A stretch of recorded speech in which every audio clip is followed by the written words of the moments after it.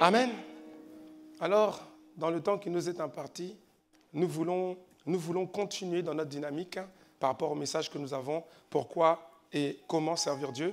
Et nous sommes en fait en train de terminer ce thème que nous avons commencé déjà l'année dernière au mois de juin, je crois, au mois de mai, au mois de juin. Et nous sommes dans les dernières prédications par rapport à ce thème. Et après, le Seigneur nous édifiera avec un autre thème à venir. Et tout ce que Dieu fait est bon. Que quelqu'un dise amen à ça. Et là, voyez, ce dont nous parlons, ce que nous partageons depuis quelques semaines. En fait, depuis le début, ce que nous partageons, c'est très important. Dis-moi amen encore. Mais j'ai envie de dire que, vous voyez, non, les derniers points, les derniers sujets que nous sommes en train de voir, c'est vraiment particulièrement important. C'est la raison pour laquelle je nous demande vraiment d'être concentrés, d'être focalisés sur la parole, d'avoir les cœurs ouverts afin de recevoir ce que le Seigneur veut nous donner, afin de pouvoir agir, pratiquer la parole de manière efficace. Alléluia. Alors bien aimés, pendant plusieurs semaines déjà, nous sommes en train de parler de la 6e manière de servir Dieu, c'est-à-dire servir Dieu en contribuant à affermir les nouveaux chrétiens, nos nouveaux frères et sœurs en Christ, contribuer à les affermir en Jésus-Christ. Et donc, on en parle depuis déjà plusieurs semaines. La semaine dernière, qui était là la semaine dernière? Qui était là? L'assistant pasteur Eric a parlé. Il a parlé de l'importance de contribuer à affermir les nouveaux, mais en soulignant le fait qu'il faut le faire rapidement. Que quelqu'un dise amen. Il faut le faire rapidement, parce qu'il y a un enjeu. Il a parlé de l'ivraie, il a parlé du blé et de l'ivraie, il a parlé de plusieurs choses. Et en fait, du coup, moi, ça me permet, parce que ce qu'il a dit, il y avait des choses que j'allais dire. Mais comme il en a parlé, ça me permet d'avancer, d'appuyer un peu sur l'accélérateur et d'aller un peu plus loin et de commencer un sous-thème, en tout cas un dernier sous-thème dans ce grand thème qui est servir Dieu. Amen. Parce que pendant plusieurs semaines, on a parlé de ça, affermir, et je crois que beaucoup au milieu de nous ont compris l'importance de le faire. Si c'est vrai, dis-moi amen. Mais il manque une chose. Dis à quelqu'un, il manque une chose. Parce que c'est bien de dire qu'il faut le faire, il faut le faire, il faut le faire. Mais après, maintenant, il faut savoir comment le faire. Amen. Il y a aussi le comment le faire. Comment? Parce qu'il ne faut pas que ça parte dans tous les sens. Nous tous, nous sommes concernés, n'est-ce pas? Nous tous, nous sommes concernés. L'affermissement de nos jeunes frères et sœurs en Christ qui viennent de donner leur vie au Seigneur, c'est l'affaire de tous. J'aime pas ton amen. Il y a quelques amens qui manquent. Alléluia. Il y a des amens, de toute façon, ils ne viennent jamais. Bon, mais il y a quand même des amens qui me donnent moi un bon amen et on continue. Alléluia. Oui. C'est nous tous qui sommes concernés. Nous tous. On a expliqué, une fois on a donné l'image d'une famille, une famille naturelle. Dans une famille naturelle, lorsque un enfant vient, il y a un bébé qui vient d'arriver, il vient de naître à la maternité, maintenant il vient d'arriver à la maison, c'est tout le monde dans la maison qui contribue à sa croissance. Oui ou non? Oui ou non? C'est tout le monde à la maison qui contribue à sa croissance, à son épanouissement et à sa maturation. Tout le monde. Il n'y a pas que les parents, il n'y a pas que le papa et la maman. Il y a même les grands frères, les grandes sœurs aussi. Ils contribuent à sa croissance. C'est vrai ou c'est pas vrai? Alléluia. Ils contribuent à prendre soin de lui. Ce n'est pas toujours la maman qui va laver l'enfant. Ce n'est pas toujours la maman qui va changer les couches de l'enfant. Le papa aussi, le grand frère aussi, la grande sœur aussi. Tout le monde contribue d'une certaine manière. Alléluia. Et même si le petit bébé qui vient d'arriver, son premier grand frère, le plus proche, même s'il a 2 ans, vous voyez un petit enfant de 2 ans, lui-même aussi contribue à son petit frère. Ah oui, il contribue. Il contribue. Ah oui. Il contribue même si lui-même il porte des couches. Si la maman, voilà, elle va dire à l'enfant, au petit de 2 ans, va me prendre la couche pour bébé. Parce qu'elle ne veut pas se lever, faire l'effort de faire 15 mètres. Elle va demander au petit de faire. Mais le petit, il est heureux. Il est heureux de contribuer. Parce que lui aussi, il voulait porter l'enfant. On a dit, toi là, tu ne peux pas porter l'enfant, pas encore. Donc aussi, on dit, bon, va prendre la couche. Il est content d'aller prendre la couche. Et lui-même, il a une couche. Mais il va prendre la couche. Hein? Il prend la couche, il amène la couche. Même si ce n'est pas lui qui change le petit, il amène la couche et puis il est content. Il a contribué. Alléluia. Bien sûr, il ne peut pas contribuer au même niveau que les autres, parce que lui-même, il n'est pas suffisamment avancé. Mais malgré tout, il contribue. Qu'est-ce que j'essaie de dire? J'essaie de dire que l'affermissement des tout nouveaux, de nos jeunes frères et sœurs en Christ, c'est l'affaire de nous tous. Et tu ne peux pas dire, non, moi je ne suis pas concerné, moi je ne suis pas bishop, archibishop, je ne sais pas quoi. On n'a pas besoin d'être bishop, pasteur, archibishop, leader. On a juste besoin d'être enfant de Dieu et d'être grand frère. C'est tout. Si tu es enfant de Dieu, grand frère, de petit frère, eh bien, tu es qualifié pour le faire. Alléluia. Amen. Merci Seigneur. Donc, aujourd'hui, on va rentrer dans un sous-thème qui s'intitule 20 actions. Dis avec moi 20. 20 actions efficaces pour affermir un nouveau chrétien. Ça, c'est le sous-thème. Mais le type de mon message aujourd'hui, le titre de mon message, je ne pourrais pas avoir 20 aujourd'hui. Aujourd'hui, j'ai envie de terminer à l'heure. Je ne pourrais pas avoir 20. Alléluia. Donc, le titre de mon message aujourd'hui, c'est « Actions pratiques pour affermir un nouveau chrétien ». Amen. Voilà, ça que tu peux noter. Actions pratiques pour affermir un nouveau chrétien. Alléluia.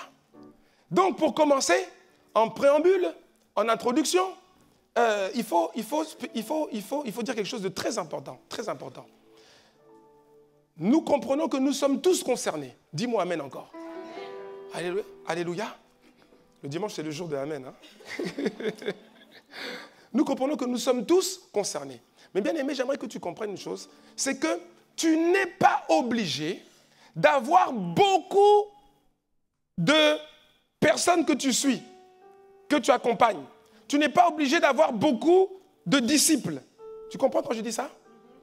Amen? Oui, tu n'es pas obligé d'en avoir beaucoup. La vérité, c'est que si tu as juste une seule personne, que tu contribues à affermir dans le Seigneur et que tu es efficace et que cette personne grandit en Christ, que cette personne mûrit en Christ, qu'elle sécurise son salut et qu'elle progresse saison après saison, alors tu auras largement fait ta part. Amen. Donc, ça veut dire que si tu n'affermis qu'une personne et que tu le fais bien, eh bien c'est très bien. Alléluia. C'est très bien. Après, oui, c'est vrai que Jésus, qui est l'exemple parfait, Jésus qui est notre exemple parfait, il avait plusieurs disciples. Il avait les 12, il avait les 70, les 120, etc. Il en avait plusieurs. Lui, c'est l'exemple parfait. Mais, n'oublions pas quand même que Élie n'avait qu'Élisée. Alléluia. Amen. Et il a fait du bon travail. Oui ou non? Élie n'avait qu'Élisée, il a fait du bon travail. Moïse n'avait que Josué. Et il a fait aussi du bon travail. Amen.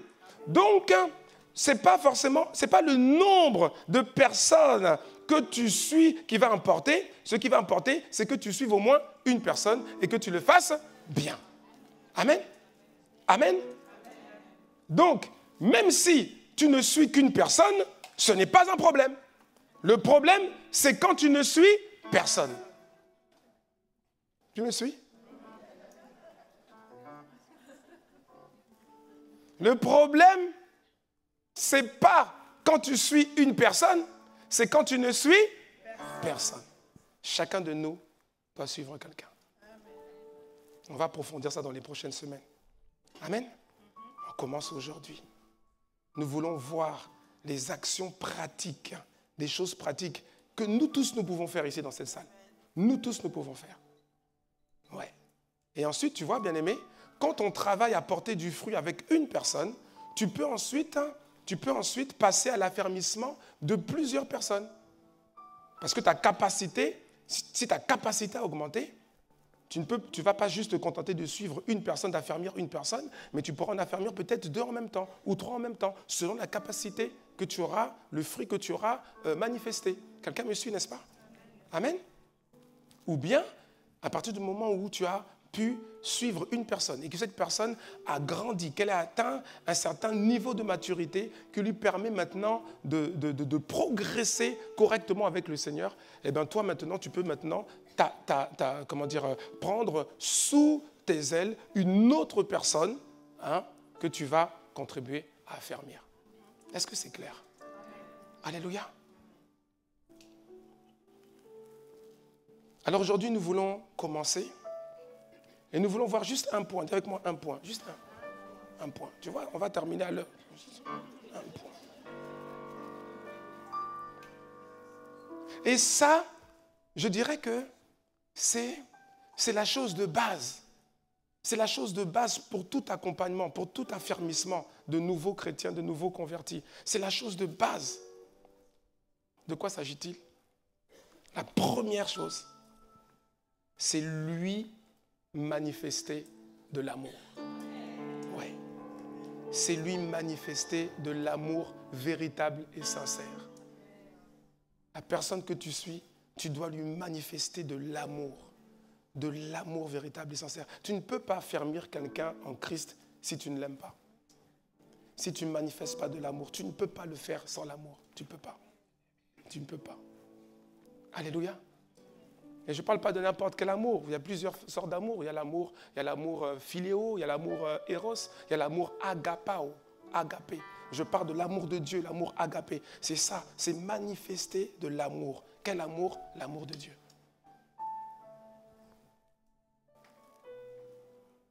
Alléluia. Jésus a dit, dans Jean chapitre 13, au verset 34, Jésus a dit, je vous donne un commandement nouveau. Aimez-vous les uns les autres. Comme je vous ai aimé. Vous aussi, aimez-vous les uns les autres. Alléluia. Dis à quelqu'un, l'amour. Mais l'amour agapé, n'est-ce pas? Et d'ailleurs, une chose qu'il faut préciser, pour éviter toute confusion, parce qu'on dit qu'il faut suivre quelqu'un. Les frères suivent les frères. Les sœurs suivent les sœurs. Que quelqu'un dise Amen. Voilà. Oui. Parce qu'il y a toujours des gens, le pasteur a dit qu'il faut que je suive quelqu'un. Donc j'ai prié. J'ai dit, Seigneur, j'étais au fond de la salle, j'ai dit, Seigneur, quand j'ouvrirai les yeux, la personne que je verrai, c'est elle que je vais suivre. Et puis il fait une fausse prière, il ouvre les yeux.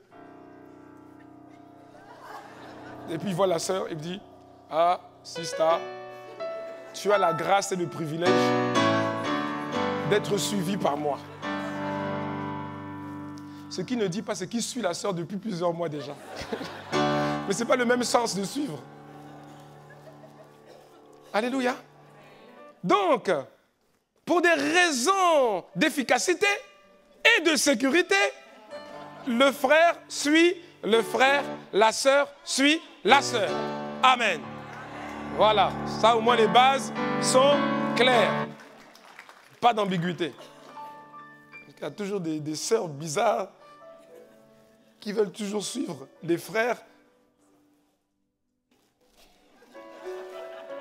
Les jeunes frères, je vais te faire grandir dans le Seigneur.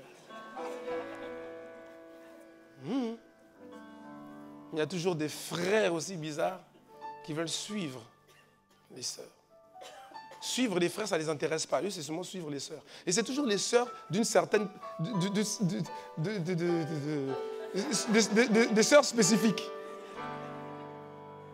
C'est bizarre. C'est comme si en dessous de 1m70, tu ne peux pas suivre la sœur. C'est quoi ton problème?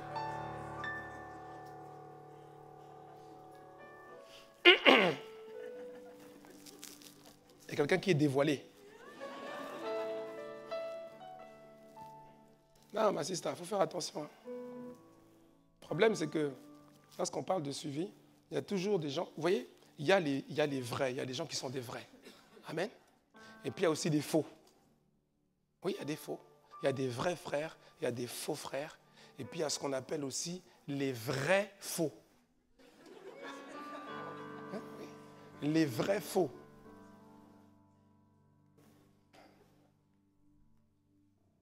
Ils sont faux, mais vraiment faux. Et le danger, c'est que, tu vois, tu as une sœur qui vient nouvellement au Seigneur, qui vient nouvellement d'arriver au Seigneur, qui peut-être, tu n'as jamais en fait connu d'église. Tu as donné ta vie au Seigneur à ICC, c'est ton église. Et il faut faire attention parce que les vrais faux, ils semblent vrais, mais ils sont faux. Et les plus dangereux parmi les vrais faux, c'est ceux qui C'est ceux qui ont la Bible. Eh oui. Parce qu'il va te sortir des versets, Jean chapitre 3, Jean 3, 16, il va te commencer à te Romains 8, 23, Matthieu 6, 33. Et puis tu vois, il te parle. Et puis toi, tu as l'impression que, hé, mon ami, attention, même le diable sait dire il est écrit. Oui, oui, le diable aussi sait dire il est écrit. Faire attention. C'est la raison pour laquelle, pour des raisons d'efficacité et de sécurité, hein, le frère suit le frère, la sœur suit la sœur. Voilà, c'est tout. Il n'y a pas de... Voilà. Voilà. En Europe continentale, on conduit à droite. Au UK, on conduit à gauche. Chacun son couloir. C'est tout. Amen. Alléluia. Dis avec moi, manifester l'amour. Et dans Jean chapitre 10, versets 11 à 14, Jésus explique ce qu'est être un bon berger. À partir du moment où tu suis une personne pour contribuer à son affermissement en Christ, tu dois réaliser que tu es un berger. Dis-moi amen. Oui, oui, tu es un berger. En fait, il faut comprendre que quand on parle de berger, il y a plusieurs catégories de bergers, il y a plusieurs niveaux de berger. Il y a le premier niveau, c'est le grand berger, le bon berger, c'est Jésus. Amen. Après, Jésus a donné pour des assemblées, pour des bergeries, Jésus a donné des bergers aussi. Dans Éphésiens, il explique que c'est Dieu qui a donné les uns comme pasteurs, les autres comme apôtres, comme évangélistes, comme prophètes, comme docteurs, enseignants. Amen. C'est lui qui donne. Donc ça, c'est un autre niveau de berger. On va dire que ce sont les bergers principaux des églises. Après, il y a aussi les responsables, il y a les leaders qui sont aussi d'autres degrés de bergers. Mais même si tu n'es pas responsable d'une église ou responsable dans une église, à partir du moment où tu prends soin de quelqu'un, tu es quelque part un berger. Alléluia. Oui ou non? Non, il faut comprendre ça. Tu es quelque part un berger, mais un berger à ton niveau. Et tu dois prendre soin. Et tu dois prendre soin comme Dieu veut que tu prennes soin. Et ça concerne, je répète, ça concerne tout le monde. Parce que si tu aimes Dieu, tu dois le prouver. Jésus a demandé à Pierre, il a dit, Pierre, m'aimes-tu? Est-ce que tu m'aimes? Est-ce que tu m'aimes? Est-ce que tu m'aimes? Pierre, est-ce que tu m'aimes? Et Pierre a dit, mais oui, je t'aime. Comme si c'était une évidence. Et Jésus continue encore, il pose encore la question, est-ce que tu m'aimes? Et puis il dit, oui, mais Pierre, il dit, oui, mais Seigneur, tu sais que je t'aime. Il continue encore, est-ce que tu m'aimes? Et puis là, il comprend, Pierre comprend que la question de Jésus est plus profonde que ce qu'il n'y paraît. Et puis c'est là que le Seigneur lui répond. Lui dit, si tu m'aimes, alors il faut que tu prennes soin de mes brebis.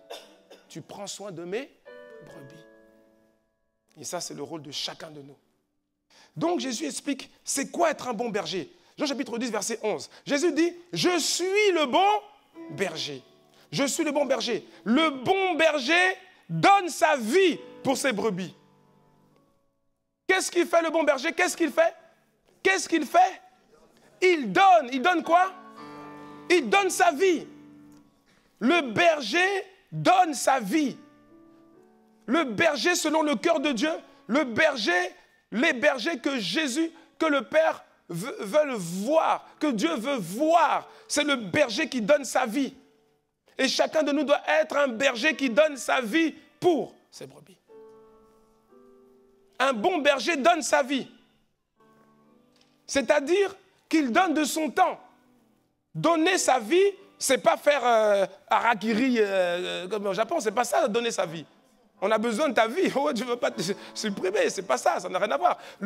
Jésus a donné sa vie, c'est vrai, il a donné sa vie, il a fait le sacrifice suprême. Voilà. Mais après, ça y est, il n'y a plus besoin que quelqu'un aille mourir, que le sang soit versé. Il a déjà versé le sang une fois pour toutes. Amen. Donc, on comprend que donner sa vie, ce n'est pas harakiri. Donner sa vie, c'est quoi? C'est donner de son temps. Donner de sa vie, c'est donner de son temps. Donner de sa vie, c'est donner de son énergie. C'est donner de sa vigueur. C'est donner de son attention. Et je dirais même, c'est donner même de son argent, de ses finances. C'est tout ça, donner sa vie. Et Dieu dit que le bon berger, il donne sa vie pour ses brebis. Et même si tu n'as qu'une brebis qu'on t'a confiée, que Dieu t'a confiée, même si c'est pour un temps, tu dois donner ta vie pour cette brebis. Je n'ai pas entendu suffisamment de amen pour continuer. Alléluia. Bien aimé, j'ai dit tout à l'heure que les messages que nous donnons là, actuellement, là, ils sont importants. Les autres aussi étaient importants. Mais ceux-là, ils sont particulièrement importants. Parce que contribuer à l'affermissement des nouveaux frères et sœurs, des nouveaux membres, des nouveaux chrétiens, des nouveaux croyants, des nouveaux convertis, ça fait partie de la vie chrétienne. Une vie chrétienne où il n'y a pas ça, ce n'est pas une vie chrétienne au sens de la pensée de Dieu. Quelqu'un me suit ou pas? Je ne sais pas comment vous le dire, mais il faut que tu comprennes ça, mon frère, ma sœur. Il faut que tu comprennes ça. Tu peux pas. C'est pour ça que souvent je reprends l'exemple de la famille naturelle. Parce qu'avec la famille naturelle, ça te semble plus facile à comprendre. Mais c'est le même parallèle. Tu ne peux pas être dans une famille naturelle. Il y a un enfant, le petit frère qui vient d'arriver, la petite sœur qui vient d'arriver de la maternité, elle arrive maintenant à la maison. Et puis il faut s'en occuper. Et puis toi, non, toi, c'est pas normal. Quelqu'un me suit ou pas? C'est pas normal. On ne dit pas que c'est toi qui vas tout faire. Mais tu es dans une famille. Il y a un petit frère qui vient d'arriver. Tu dois contribuer. Tu dois contribuer. Il n'y a pas à chercher des excuses bizarres ou autres. Tu dois contribuer. C'est tout. S'il faut aller acheter des couches, tu peux aller acheter des couches. Ce n'est pas toujours papa, maman qui va acheter des couches. Tu peux aller acheter des couches. Après, on va te demander de changer la couche. On va te demander de laver l'enfant. On va te demander de faire le biberon. On va te demander de refaire le lit de l'enfant. Mais tu vas contribuer. C'est tout. Et tu ne peux pas dire non, moi, non. Non, si tu fais ça, même dans la famille, même tu ne fais même pas ça. Pourquoi? Parce que ce n'est pas normal. Quelqu'un me suit ou pas? Ce n'est pas normal. Donc, de la même manière, tu dois comprendre que ce n'est pas normal de reproduire ce genre de choses concernant la famille de Dieu. Alléluia. Le bon berger donne sa vie, c'est-à-dire qu'il donne son temps, il donne de son énergie, il donne de sa vigueur, il donne de son attention. Mais pour donner ça, il faut l'amour. Parce que tu ne peux pas donner ça s'il n'y a pas l'amour. Oui ou non? Il faut l'amour. Quel amour? L'amour de Dieu. Quel amour? L'amour agapé. Jésus dit, je suis le bon berger. Le bon berger donne sa vie pour ses brebis. Verset 12. Mais, dis avec moi, mais. Ah, mais le mercenaire qui n'est pas le berger et à qui n'appartiennent pas les brebis, voit venir le loup, abandonne les brebis et prend la fuite et le loup les ravit et les disperse. Que quelqu'un dise, aïe, aïe, aïe. Aïe, aïe, aïe, aïe, aïe. On dit qu'il y a des bergers et il y a aussi les mercenaires. Oui. Ils sont supposés faire la même chose, les mercenaires et le berger. Mais sauf que le berger, comme il a l'amour, il va jusqu'au bout. Il n'abandonne pas. Le mercenaire, il abandonne, il ne s'occupe pas, il abandonne parce qu'il voit le loup, il abandonne le petit, il abandonne la brebis et la laisse entre les mains, dans la gueule du loup. Donc si tu es chrétien, né de nouveau, et que tu ne prends pas soin, tu as une attitude de mercenaire. S'il te plaît, regarde ton voisin et pose-toi la question dans ta tête. Est-ce un mercenaire ou un berger? Mais dans ta tête, il ne faut pas que tu lui dises, sinon il risque de...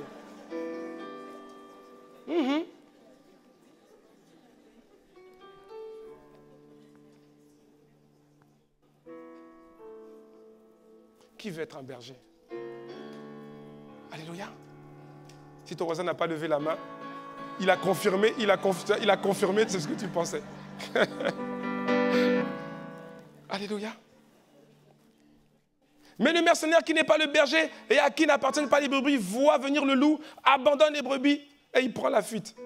Et le loup les ravit et les disperse. Le mercenaire s'enfuit parce qu'il est mercenaire et qui ne se met point en peine des brebis. C'est ce que Jésus dit. Il ne se met point en peine des brebis. Ça veut dire quoi? Ça veut dire que le bon berger va se donner de la peine pour la brebis. Le bon berger va se donner de la peine pour la brebis. C'est-à-dire qu'il va payer le prix. C'est-à-dire, il va payer le prix, c'est-à-dire c'est un sacrifice qu'il va faire. C'est un sacrifice, le fait de payer le prix, c'est un sacrifice qu'il consent volontiers. Et il le fait sur la base de quoi? Animé par quoi? Avec l'amour. Amen. Quelqu'un me suit ou pas? Pour pouvoir efficacement contribuer à faire grandir quelqu'un dans la foi, il faut aimer cette personne. Il faut aimer cette personne. De l'amour de Dieu, il faut aimer cette personne. Donc si tu n'as pas l'amour pour les autres, tu dois prier, Seigneur, pour que son amour se manifeste en toi. Ah ouais. Parce qu'en vérité, le Saint-Esprit est en toi. Si tu es enfant de Dieu, le Saint-Esprit est en toi. C'est-à-dire que tout l'amour est en toi. Il faut maintenant que tu le manifestes. Tu dois aimer la personne. Tu as bien compris quand j'ai dit aimer. Hein. Pas m'inventer des aimer bizarres. Là. Voilà. Vraiment. Verset 14. Jésus continue, dit, je suis le bon berger. Je suis le bon berger. Je connais mes brebis et elles me connaissent. Je suis le bon berger, je connais mes brebis et elles aussi, elles me connaissent. Alléluia. Waouh. Je connais mes brebis, elles me connaissent. Ça veut dire quoi? Ça veut dire que quand tu vas prendre soin de quelqu'un, il faut t'intéresser à cette personne. Il faut comprendre ses situations. Il faut comprendre les situations qu'elle vit, ses challenges. Et il ne faut surtout pas la juger. Dis-moi amen. Il ne faut pas juger. Il y a des gens, si on dit, il faut suivre quelqu'un, il va commencer à suivre, la sœur va commencer à suivre une sœur, elle va respecter le protocole sœur. Hein? Suivre, et puis, au lieu de manifester l'amour, s'intéresser à la personne, c'est tout de suite les jugements qui commencent. Les jugements qui commencent. On ne vient pas à l'église habillé comme ça. Ça, non, non.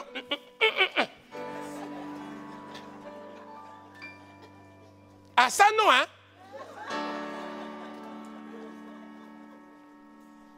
Il ne faut pas qu'on dise que moi, je suis mal les gens. Non, non, non, ça, non, non, non. Mes brebis, pas comme ça. Ah, non, non, non. Mais c'est pas, tu vois, non? Dans le fond, tu as raison d'avoir cette rigueur-là. On est d'accord, ok. Mais sauf que, tu vois, il y a la forme et puis il y a surtout l'état du cœur de la personne et le timing. Tu vois, non? Avant de dire à quelqu'un, non, ta jupe est trop courte, il ne faut pas s'habiller, il ne faut pas dire des choses comme ça, là, vraiment, tes trucs, tes boucles d'oreilles partout. Bon, je ne comprends pas non plus pourquoi il y a tellement de... Mais bon, en tout cas, hein, ton tatouage, là, vraiment, arrache la peau, on va faire ton... Mais bon, c'est pas ça. Le suivre quelqu'un, accompagner quelqu'un, c'est pas ça. C'est d'abord l'aimer. Alléluia. C'est l'aimer. Et quand tu aimes, tu ne vas pas juger la personne. Alléluia. Tu n'as pas jugé la personne. Il y a certaines choses que tu peux dire maintenant, d'autres choses que tu pourras dire après avoir montré à la personne que tu l'aimes. Parce que quand quelqu'un sait que tu l'aimes, même si tu lui parles un peu durement, si ça le bouscule un peu dans son âme, la personne sait que tu l'aimes. Et ça change tout. Alléluia. Ah oui. Quelqu'un qui vient pour la première fois à l'église, qui est avec un gros chewing-gum. C'est comme quelqu'un qui fait un créneau. Bon, tu dis, bon, la personne vient pour la première fois. Bon, il ne faut pas. Hein? La personne est là, c'est déjà ça. Maintenant, il faut que la parole de Dieu pénètre en elle, que la présence de Dieu la couvre et que voilà, son âme commence à être changée. Donc, tu vas parler d'autre chose. Tu vas pointer autre chose. Amen. Voilà. Mais maintenant, on est en veillée de prière. Vendredi. On a repris le cycle des veillées. Veillée de prière vendredi. On est en train de prier. Bon, déjà, quelqu'un arrive déjà en retard. On devait commencer à 23h. Bon, déjà, tu arrives en retard. Tu viens avec un gros chewing-gum. C'est une veillée de prière. De prière et d'intercession. En plus, c'est moi qui conduis. Et en plus, tu te mets devant moi. Et tu fais des bulles. Les gens prient, toi tu fais des bulles. Non, frère, là, non, là, là, tu vois, tu es quand même, c'est pas le culte du dimanche. Là, tu sais quand même que c'est une réunion de prière. Donc, excuse-moi, mon ami, bon, je ne sais pas si tu es là, frère, hein, mais bon, au moins, il a suivi l'instruction. J'ai dit, non, non, non. J'ai dit, frère, si tu es venu ici pour mâcher des chewing-gums, pour faire des bulles pendant qu'on prie, il vaut mieux que tu rentres chez toi tout de suite. Parce que là, ce n'est pas la bonne personne au bon endroit. Et en faisant Enfin, tu es la bonne personne, il n'y a pas de problème. Tu es au bon endroit, mais tu ne fais pas la bonne chose. Voilà. Donc, il s'est exécuté. Par grâce de Dieu, il est sorti, il a pris son chewing-gum et puis il est revenu prier. Alléluia. Amen. Mais ce que je veux dire, c'est que tout est une histoire. Tout est une histoire. Tu dois aimer la personne. Et tu dois aussi jauger, tu vois, non, de la maturité, le niveau de maturité de la personne. La personne vient, ne juge pas la personne. Dieu a attiré cette personne. Il ne faut pas être comme les pharisiens qui jugeaient. Jésus allait chez les publicains, tout ça, et puis ils étaient en train de dire, ah, mais comment quelqu'un peut aller chez les publicains? Il traîne avec les prostituées. On n'a pas dit qu'il va chez les prostituées. Non, il y a des prostituées qui le suivent, oui, qui suivent son message et qui sont, du coup, en fait, après, abandonnent ces choses. Amen. Voilà. Donc, la première des choses, quand on suit quelqu'un, quand on doit accompagner quelqu'un dans la croissance, dans la maturité spirituelle, on doit aimer la personne. Et si tu estimes que tu n'aimes pas suffisamment, alors tu dois prier pour demander, Seigneur, manifeste cet amour qui est déjà en moi, puisque tu es en moi, que cet amour-là soit manifesté. Amen. Que cet amour soit manifesté. Alléluia. S'il n'y a pas l'amour, tu ne peux pas payer le prix. Or, le bon berger, ce qu'il va faire, c'est qu'il va donner sa vie. Bien aimé, je m'arrêtais avec ça, en disant que je suis ce que je suis parce que quelqu'un a donné sa vie pour moi. Je ne parle pas de Jésus, oui, je sais que Jésus, on sait que Jésus a payé le prix pour moi, pour nous tous, amen. Mais je parle de quelqu'un qui était dans le Seigneur, qui était un grand frère dans le Seigneur avant moi. Quand je suis venu dans le Seigneur, j'étais un petit frère, un enfant, un bébé, bambino, spirituel. Et quelqu'un a donné sa vie pour moi. À l'époque, dans la banlieue parisienne, parce que j'ai grandi en banlieue parisienne, dans le sud de la banlieue parisienne, un département qu'on appelle l'Essonne. l'Essonne. Et il y a un frère. En fait, il y avait un groupe de frères, mais surtout un frère particulier, parce que lui, il était toujours là. Il y en a d'autres, ils venaient de temps en temps, et puis après, tu ne les voyais pas. Mais il y en a un qui était toujours là. Il venait à la maison. Mes frères et moi, nous avons donné notre vie au Seigneur quasiment au même moment. Et il venait à la maison chaque vendredi. Il quittait de là où il habitait, c'était à une 30aine de kilomètres, dans la région parisienne. Excusez-moi, la région parisienne, ce n'est pas la région Bruxelles-Capitale. Hein. Ça ne ressemble pas à ça. Non.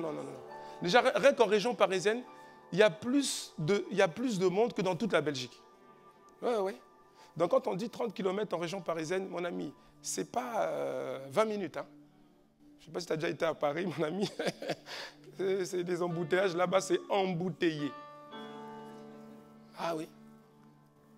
Et donc, tous les vendredis, après le boulot, il passait chez lui et après, il prenait sa voiture et il venait jusqu'aux Ulysses pour nous retrouver, mes frères et moi, mes jeunes frères et moi. Et puis il y avait aussi un autre ami, un ami d'enfance, qui s'appelle Mira, qui était là aussi. On était là, on se réunissait, c'était à la maison, dans le salon de la maison, et le frère venait tous les vendredis. Pendant plus d'1 an, il a fait ça. Et pourtant, il venait juste de se marier. Il s'était marié il y a quelques mois. Et gloire à Dieu pour son épouse. Parce que son épouse, quand même, c'est le week-end quand même, hein? Vendredi, voilà. Et on restait tard, hein? On commençait souvent les réunions fraternelles vers 19h. Et parfois, on terminait à 1h du matin, 2h du matin, 3h du matin. Et c'était quoi? C'était la parole, c'était l'adoration, la parole. Il nous entretenait dans la parole. Il nous entretenait dans la parole. Ce n'était pas un pasteur, hein? C'était un frère. C'était un frère qui payait ce prix-là. Et gloire à Dieu, je disais, pour sa femme. Parce qu'elle pourrait dire, mais tu vas où encore? Tu vas où encore? Tu vas où encore? Tu vas où encore? Mais elle comprenait qu'il était en train de faire un travail très important, le travail d'affermissement. Alléluia. Et je sais que je ne serais pas celui que je suis aujourd'hui s'il n'avait pas payé ce prix-là. Il venait tous les vendredis, frère. Et lui, il venait pas, je sais, il ne venait pas pour la nourriture de maman Jeanne, hein, ma maman. Non. Je sais qu'il y a d'autres frères qui l'accompagnaient, là, je sais pour vous. Ceux-là, là, non. Oh, qui est dupe? Il y a des fois, c'est comme si on a l'impression qu'il attend seulement que quand maman amène les beignets, les jus, tout ça. L'affermissement, ce n'est pas son problème. C'est là que j'ai rencontré j'ai jamais vu quelqu'un boire autant de jus que ça, jamais. Je me suis même dit, mais celui-là, mais il a jamais bu ou quoi?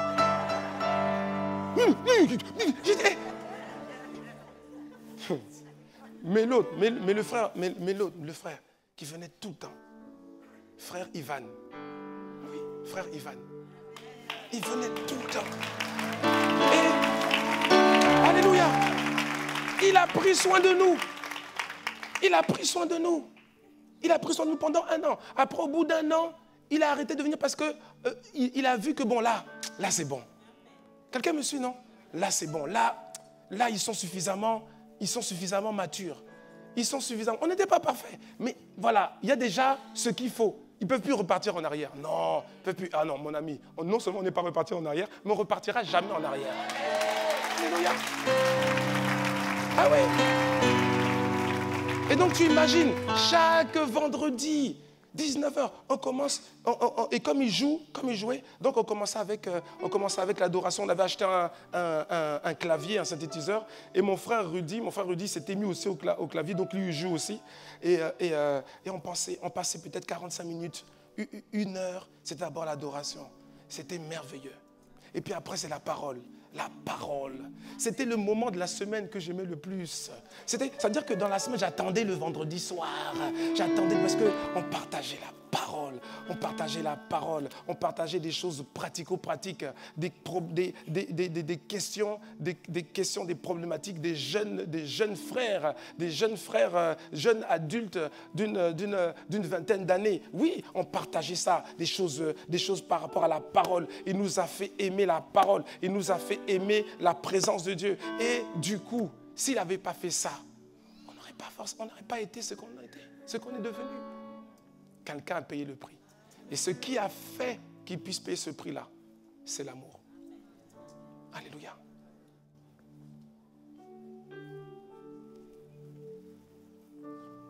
Je crois que la plupart d'entre nous ici dans cette salle, il y a quelqu'un qui a payé un prix comme ça pour nous. Il y a quelqu'un qui nous a tenus par la main. Peut-être pas pendant 1 an, peut-être moins, peut-être un peu plus, mais il y a quelqu'un qui a contribué, qui était le premier instrument par lequel Dieu est passé pour nous faire grandir et pour nous faire tenir en Christ. Et maintenant, ce que le Seigneur veut, c'est que toi aussi, tu puisses tendre la main à tes petits frères, à tes petites sœurs et à contribuer à leur affermissement. Tu les amènes là où toi, tu peux les amener. Le petit de 2 ans qui reçoit son petit frère à la maison, il ne va pas pouvoir tout faire, mais il y a quelque chose qu'il peut faire. Eh bien, il fait juste sa part, et après, les grands frères, ils peuvent prendre le relais et faire le reste. Alléluia. Je repose encore cette question. Qui accepte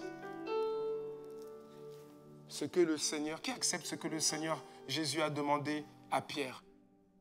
Il a dit, Pierre, m'aimes-tu? Pierre a dit, oui, je t'aime, Seigneur, tu sais que je t'aime. Il a dit, occupe-toi de mes brebis. Qui veut dire, oui, Seigneur, moi, je veux m'occuper. Moi, je veux être un berger. Moi, je veux faire ma part. Là où tu es simplement, lève la main, lève la main, lève la main, lève la main. Alléluia. Seigneur, Père de grâce, dans le nom de Jésus, Seigneur, je veux te dire merci. Je veux te dire merci, Seigneur, pour mes bien-aimés, mes frères et mes sœurs qui lèvent la main et qui disent oui, Seigneur, aujourd'hui, je ne veux pas laisser mes petits frères, mes petites sœurs sans repère. Seigneur, je m'abandonne à toi. Conduis-moi, guide-moi, inspire-moi et fais de moi un instrument pour être une source de bénédiction, pour contribuer à l'affermissement des nouveaux convertis, des nouveaux chrétiens, des nouveaux croyants, des nouvelles personnes que tu amènes dans l'Église. Seigneur, j'accepte de payer le prix. Et la base de cela, c'est ton amour. Tu m'as aimé, le premier. D'autres m'ont aimé pour contribuer à ma croissance. Et moi aussi, je vais partager cet amour pour contribuer à la croissance d'autres. Seigneur, merci Père, pour tous ces bien-aimés dans cette salle qui ont levé la main. Et c'est un engagement. Et ils le réussiront parce que tu es avec eux, parce que tu approuves, Seigneur, cette décision, parce que c'est une preuve qu'ils t'aiment, pas simplement avec les mots, mais avec la pratique, avec les faits. Accorde-nous la grâce à nous tous d'être une église qui prend soin, une église qui s'implique dans l'affermissement des nouveaux, dans l'affermissement des jeunes frères et sœurs en Christ. Seigneur, merci. Est-ce que tu nous accordes la grâce de le faire et de le faire efficacement parce que inspiré par ton esprit. Au nom de Jésus. Amen. Amen. Merci Seigneur. Alléluia. Oh, donne un meilleur amen s'il te plaît. Alors nous allons bientôt terminer. Nous allons bientôt prier pour la fin de ce moment, la fin de ce deuxième culte. Mais avant cela, je ne peux pas terminer sans avoir donné l'opportunité à quelqu'un d'être réconcilié avec Jésus. Jean chapitre 3, verset 16. Jean chapitre 3, verset 16. Jésus parle, Jésus dit, Jean 3, 16.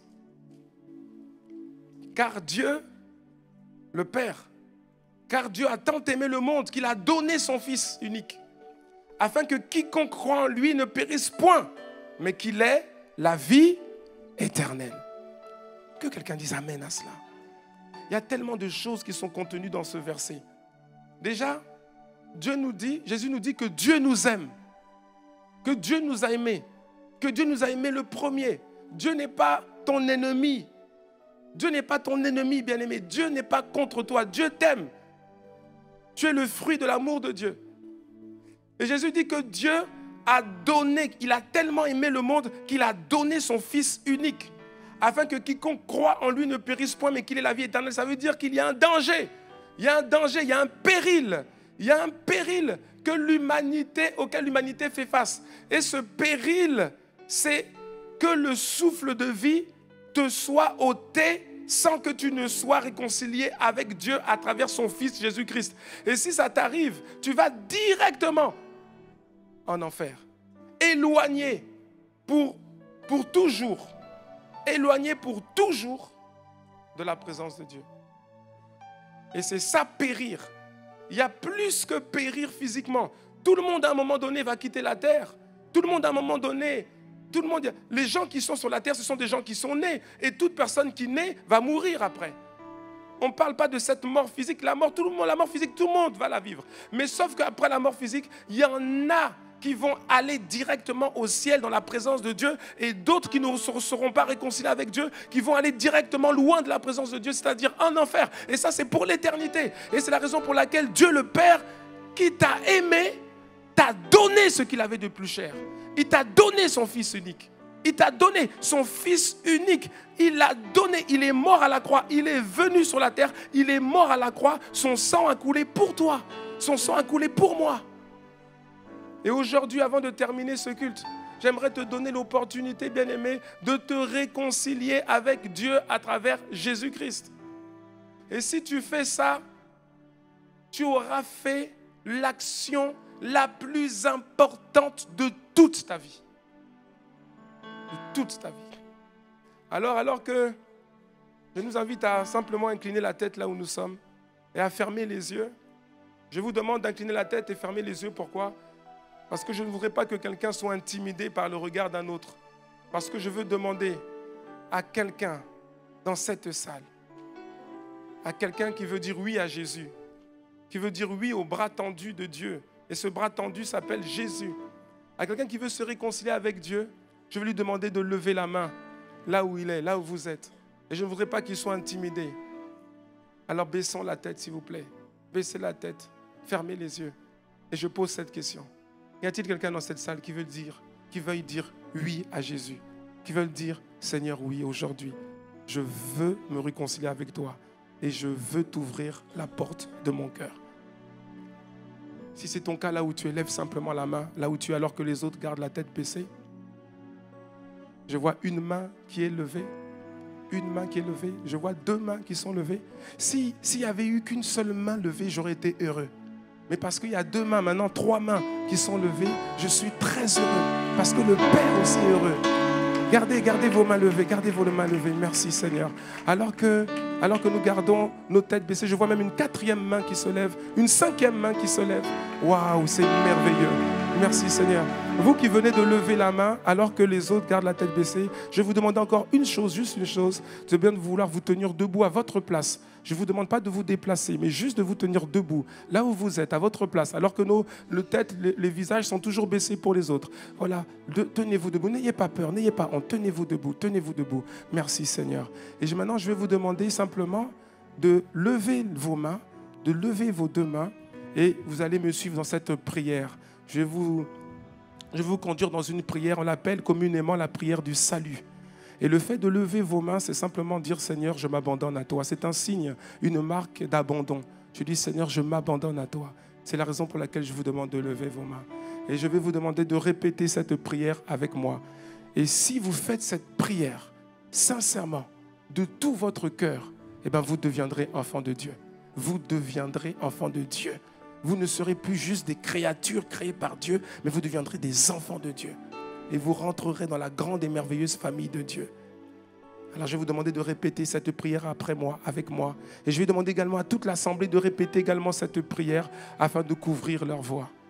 Seigneur Jésus, j'ai entendu ta parole. Et je te dis merci. Je te dis merci pour ton amour.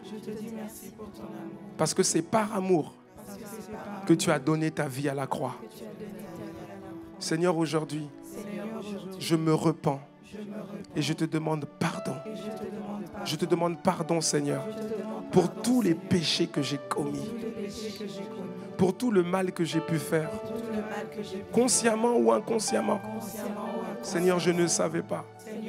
Mais aujourd'hui, je réalise que tu n'es pas mon ennemi. Tu m'as toujours aimé. Depuis le premier jour, tu m'as aimé. Et aujourd'hui, Seigneur, je décide enfin d'ouvrir la porte de mon cœur. De t'ouvrir la porte de mon cœur. Pendant longtemps, cette porte, je l'ai maintenue fermée. Pendant longtemps, j'ai cru pouvoir m'en sortir moi-même. Je t'ai mis à l'écart de ma vie. C'était une erreur qui m'a apporté tellement de frustration, tellement d'échecs, tellement de désillusions. Mais aujourd'hui, Seigneur, je reconnais que tu m'aimes et je t'ouvre la porte de mon cœur. Seigneur, viens. Je t'invite dans ma vie. Je fais de toi mon sauveur et je fais de toi mon Seigneur personnel. À partir d'aujourd'hui, je te donne ma vie. Ma vie t'appartient et je sais que tu en prendras soin. Seigneur, change-moi. Seigneur, transforme ma vie. Seigneur, fais de moi la personne que tu veux que je sois. S'il te plaît, jour après jour, fais-moi grandir à travers cette famille spirituelle. Fais-moi t'aimer. Apprends-moi à t'aimer. Apprends-moi à aimer ta parole. Apprends-moi à aimer ta présence. Seigneur, change ma vie. À partir d'aujourd'hui, je t'appartiens.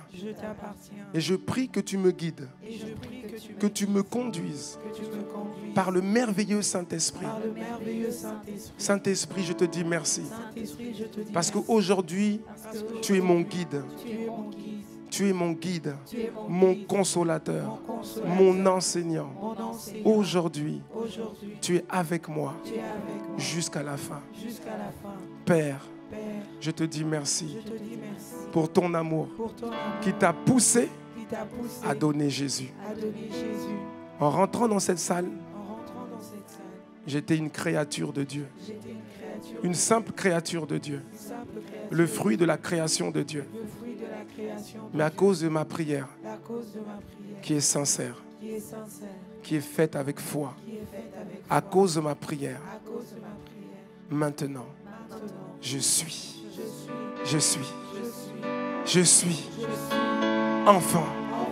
enfant de Dieu. Mon statut a changé. Père, je te rends grâce dans le nom de Jésus. Amen. Amen. Amen. Amen.